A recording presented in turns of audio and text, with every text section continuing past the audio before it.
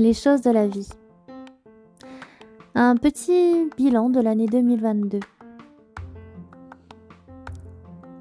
Dans ma famille, ils sont très superstitieux et ils ont cassé plusieurs fois des miroirs et on sait que casser un miroir, c'est 7 ans de malheur. Et c'est vrai qu'on en a eu des années de malheur. Et 2022, bizarrement, en fait, ça a été une des meilleures années.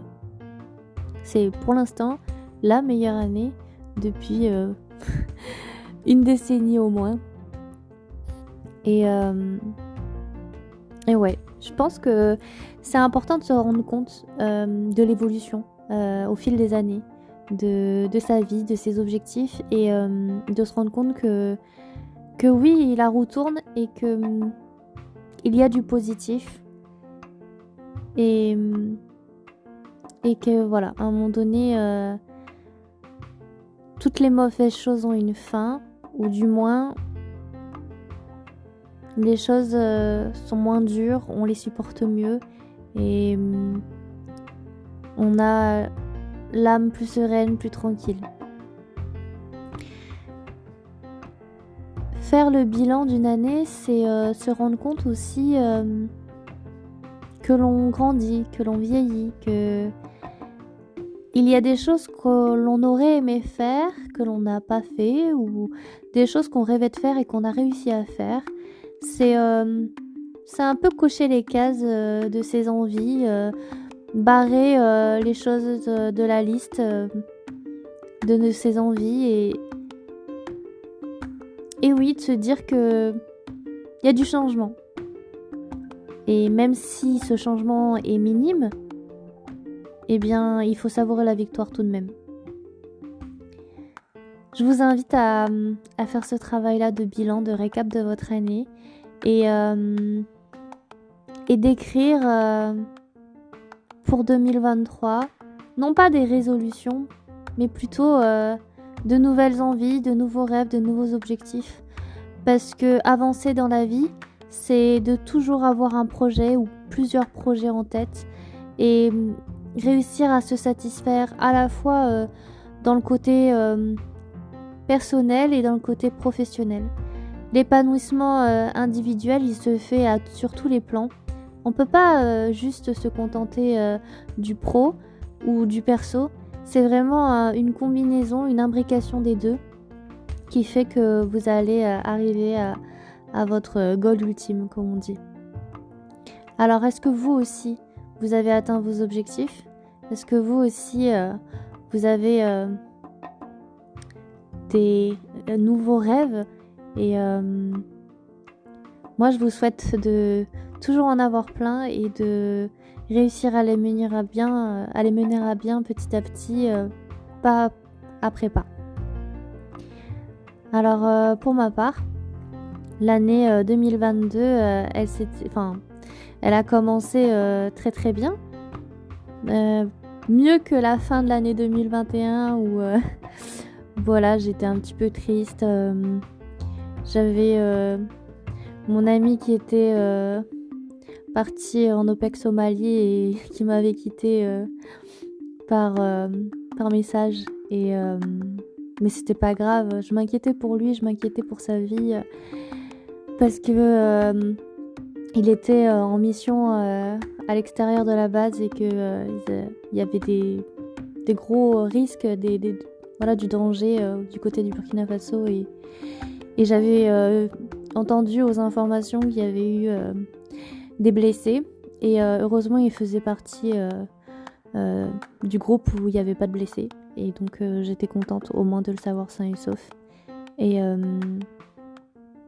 puis finalement on s'est quand même souhaité un bon Noël même si c'était fini et le fait qu'il ait reçu mon dernier colis à temps et qu'il puisse partager des chamallows et des pop-corn avec ses amis devant une projection de film, ça permettait de se sentir moins seul pour les fêtes de fin d'année. Et donc 2022 finalement ça a été un tournant, une page qui s'est tournée et une nouvelle qui s'est écrite. Vraiment inattendu. C'était vraiment imprévu, puisque en fait en janvier, il y a des rencontres comme ça qui ne s'expliquent pas, et j'avais pris la décision de démissionner du travail qui me plaisait, qui me passionnait, de quitter l'agence dans laquelle je travaillais depuis 3 ans, et ça a été une décision assez difficile, mais quand même je l'ai faite sur un coup de tête, un petit peu réfléchi quand même, mais parce qu'en fait je me suis dit YOLO, on n'a qu'une vie, il faut y aller, je tente ma chance, je repars de zéro, c'est pas que je refais ma vie, mais j'en commence une nouvelle, enfin je prends un nouveau départ. Et donc fin janvier, une fois que j'ai donné ma démission, j'ai fait mes cartons. En 15 jours, j'ai déménagé et j'ai mis en location mon appartement. Avec un peu de chance, j'ai trouvé une locataire en 15 jours. Et j'ai fait mon mois de février, j'ai fait mes adieux en fait aux entreprises, aux personnes que j'appréciais énormément, que je côtoyais tous les jours ou au téléphone. Et ça a été aussi une manière de tisser des liens avec les personnes avec qui je travaillais, et puis se faire finalement des amis. Et pourtant, avec des relations qui au départ étaient houleuses et que je m'étais dit je m'entendrais jamais avec. Et puis finalement, c'est toujours intéressant de voir que dans la vie, voilà, on peut être surpris des nouveaux liens qui peuvent se tisser entre personnes à caractère complètement différent mais qui se complètent. Et donc j'ai réussi à clore l'ensemble, enfin pas tous mes dossiers, mais juste à clore celui qui m'importait le plus, que j'avais commencé au tout début sur un magasin, et de faire de pouvoir mener à bien ce projet, de le terminer du mieux possible. Et puis sur les autres projets que j'ai pas pu terminer, je les ai confiés à ma collègue amie. Et elle s'en sort très bien aujourd'hui, et je suis très contente qu'elle ait pu reprendre les dossiers avec brio. Et donc fin février, début mars, j'ai quitté l'agence sans avoir eu de peau de mes collègues, mais heureusement avec un petit repas avec 2 d'entre eux tout de même. Ça permettait de dire au revoir un petit peu plus délicatement qu'un adieu sec. C'est vrai qu'il y a certains collègues que j'ai pas eu l'occasion de dire au revoir, mais on est amené à se recroiser de toute façon bientôt, puisqu'il y a l'inauguration des Halles du Brézé justement à Clermont qui me tenait à cœur, puisque voilà, j'avais fait la faisabilité. Et les travaux sont en cours, et j'ai hâte que ce projet se concrétise et qu'il y ait l'inauguration, donc début d'année prochaine. Donc début mars, déjà début février, j'étais montée en Moselle avec une grosse partie de mes affaires pour déménager et commencer ma nouvelle vie dans le Grand Est. Et donc en mars, c'est là où je me suis lancée dans la recherche de boulot, parce que en janvier, quand j'avais commencé à faire des premières recherches, j'ai eu des entretiens qui étaient fructueux, mais dont j'ai refusé la poursuite, et un autre poste où ça s'était très bien passé, mais finalement ils ont préféré prendre un autre profil qui les intéressait davantage. Et je me suis retrouvée en début mars sans porte de sortie à chercher du boulot, et c'est là où je vous ai raconté que finalement fin mars le miracle était arrivé, que j'avais réussi à trouver l'emploi que j'occupe actuellement, mais que pendant 4 mois en fait j'ai dû attendre ma prise de poste début juillet. C'est vrai que pendant le mois d'avril, j'étais toute seule en Moselle sans vraiment de repères, et il a fallu que je m'adapte un petit peu, voilà, au territoire, au climat. Et puis en mai, je suis redescendue un petit peu à Clermont pour revoir le pays. Et puis après, je suis partie en road trip en Bretagne et ça m'a permis de me ressourcer avant de commencer mon nouveau job en juillet. Le mois de juillet et août, il y avait pas mal de travaux sur les routes. Il y avait les rythmés par les allers-retours au travail. Et c'est vrai que voilà, je mets 1 heure de trajet le matin et le soir pour rentrer chez moi.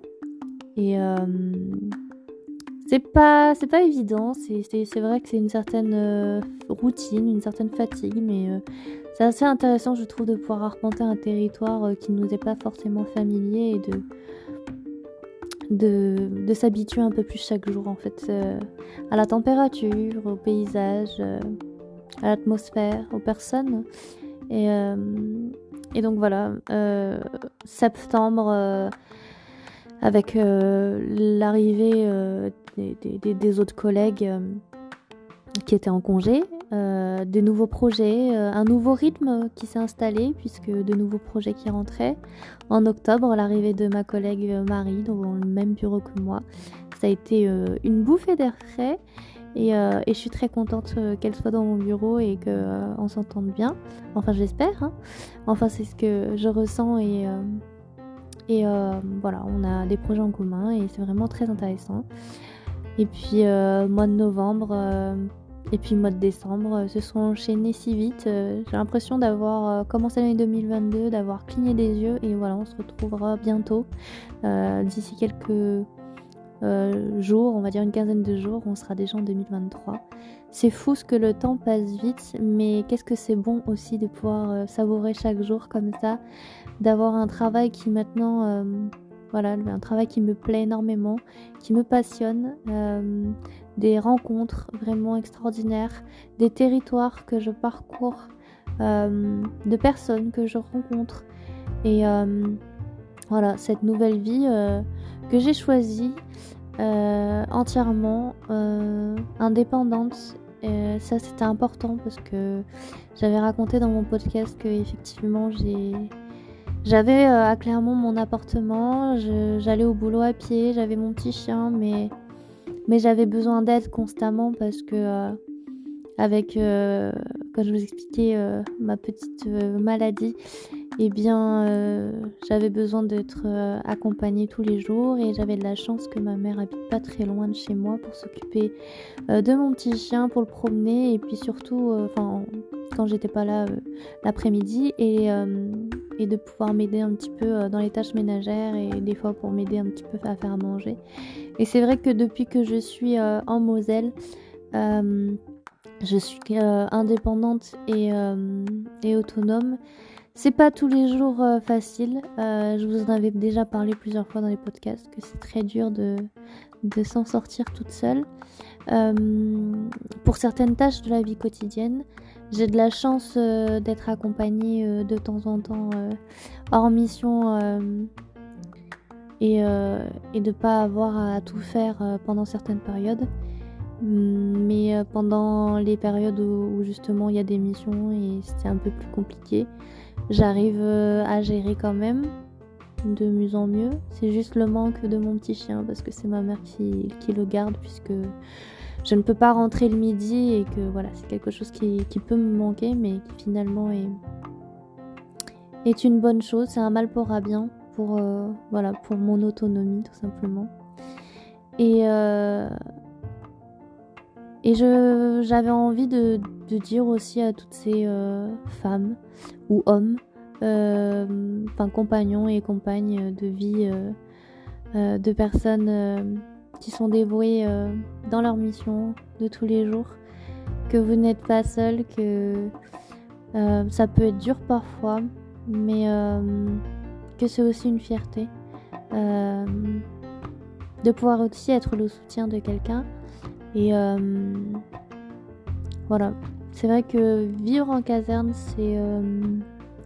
c'est différent. Mais d'un autre côté, c'est aussi un sentiment de sécurité, d'être dans un endroit clos et de se sentir dans une bulle.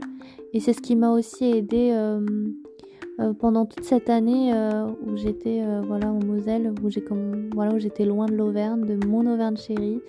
C'est justement d'être dans ce petit cocon que que j'ai quand même un petit peu décoré avec les objets que j'ai ramenés, que j'ai pu essayer de m'approprier. Et puis le plus important, c'est de se sentir chez soi, même quand on n'est pas chez soi. C'est de se sentir bien n'importe où l'on soit, comme quand on est, voilà, par exemple, dans son van. En l'occurrence, moi, j'ai mon petit crafter et c'est vrai qu'à chaque fois que je vais à un endroit, je me sens chez moi dans mon véhicule, parce que je l'ai aménagé pour qu'il soit confortable, pour qu'il soit le reflet de ma bulle intérieure. Et donc ça, pour toutes les personnes qui font le choix comme moi de tout quitter pour quelqu'un, pour tout quitter pour commencer une autre vie, eh bien vous le faites pas en vain, vous le faites parce que vous en avez envie et vous le faites parce que vous croyez en l'avenir, vous croyez en le futur, vous croyez en vous, vous croyez en l'autre, vous croyez au changement et à la beauté tout simplement des choses qui se font, voilà, naturellement, avec envie et passion. Donc j'ai envie, voilà, de souligner le dévouement et l'engagement de ces personnes, et j'espère que vous aussi, votre récap de l'année 2022 est tout aussi fructueux que le mien, et que vous avez au moins atteint un objectif que vous étiez fixé l'an dernier. J'espère aussi que vous allez passer de bonnes fêtes de fin d'année, et que